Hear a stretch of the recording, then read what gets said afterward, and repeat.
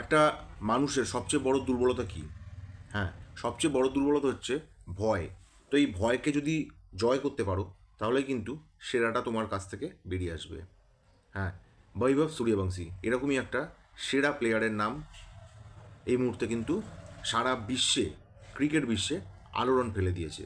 সেরা প্লেয়ার এই কারণেই, কারণ সে যখন ব্যাট করতে নামে তখন দেখে মনে হয় যে আমরা কোনো হাইলাইটস খেলা দেখছি, এবং সে মানে আইপিএলে 35 বলে সেঞ্চুরি করে রেকর্ড করেছিলই, তার সাথে সাথে আজ আবার একটা রেকর্ড করলো 17 বলে হাফ সেঞ্চুরি এবং 32 বলে সেঞ্চুরি করে অবাক করে তাক লাগিয়ে দিল।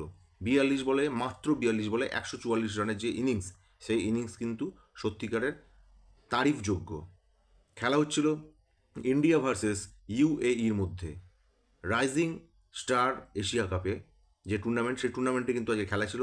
ইন্ডিয়া টার্গেট দেয় 298 রানে এবং সেটা অবশ্যই বৈভব সূর্যবংশীর রানের ওপর ভর করে, এবং ইউএইকে সেই রান মানে চেস করতে হলে 298 করতে হতো। ইউএই কিন্তু সেই রান চেস করতে পারেনি, 150 রানের মধ্যে গুটিয়ে যায় তাদের ইনিংস। তো কথা যেটা বলছিলাম সেটা হচ্ছে, এই ব্যাটার যখন ব্যাট করতে নামে তখন কিন্তু কিচ্ছু দেখে না, কে বল করছে, বোলারের নাম কি, সামনে তার রেকর্ড কি আছে, সে ইয়র্কার ফেলবে না হাফ বলি ফেলবে, কিচ্ছু দেখার দরকার নেই। জাস্ট ব্যাট আছে, বল মারো, বাউন্ডারি করো, ওভার বাউন্ডারি করো। এই প্লেয়ারকে নিয়ে আরও বেশি ইন্টারেস্টিং একটা ব্যাপার আছে, সেটা হচ্ছে খুব তাড়াতাড়ি ইন্ডিয়ান টিমে কিন্তু তার অন্তর্ভুক্তি হতে চলেছে। ইন্টারন্যাশনাল যে ক্রিকেট টিম আছে ইন্ডিয়ার, সেই টিমে কিন্তু খুব তাড়াতাড়ি খেলতে চলেছে। তার কারণ বিগত দিনে যা পারফর্ম করেছে, বয়সের জন্য কিছুটা বাধা হয়ে দাঁড়ালেও ইন্ডিয়ান টিমে কিন্তু খুব তাড়াতাড়ি আমরা তাকে দেখতে পাবো।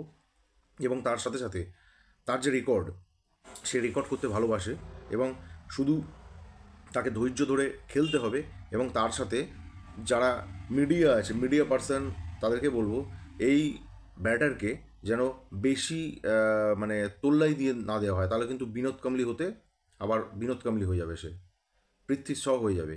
কারণ এই খেলায় এত বেশি পয়সা, এত বেশি গ্ল্যামার, আমাদের ইন্ডিয়াতে বিশেষ করে খুব তাড়াতাড়ি কিন্তু মানুষের যারা প্লেয়ার আছে, যারা ভালো ক্রিকেটার, তাদের কিন্তু ফোকাস নষ্ট হয়ে যেতে পারে। তাই জন্য তাকে ঠিকঠাকভাবে সঠিক ট্র্যাকে কিন্তু রেখে দিতে হলে যারা মানে কোচ আছে ইন্ডিয়ান টিমের, যারা এইসব প্লেয়ার তুলে আনার কাজ করে, তাদেরকে কিন্তু খুব ভালোভাবে এইসব প্লেয়ারদেরকে রেখে দিতে হবে।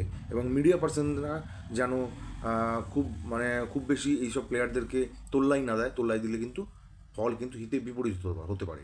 তো যাই হোক, আজকে ভিডিওটা কীরকম লাগলো অবশ্যই কমেন্ট করে জানাবে, এবং ভিডিওটা যদি ভালো লেগে থাকে তাহলে চ্যানেলটা অবশ্যই সাবস্ক্রাইব করে দেবে এবং পাশে থাকবে। দেখা হচ্ছে পরবর্তী ভিডিওতে খুব তাড়াতাড়ি। ততক্ষণে সকলে ভালো থাকবে, সুস্থ থাকবে। জয় হিন্দ।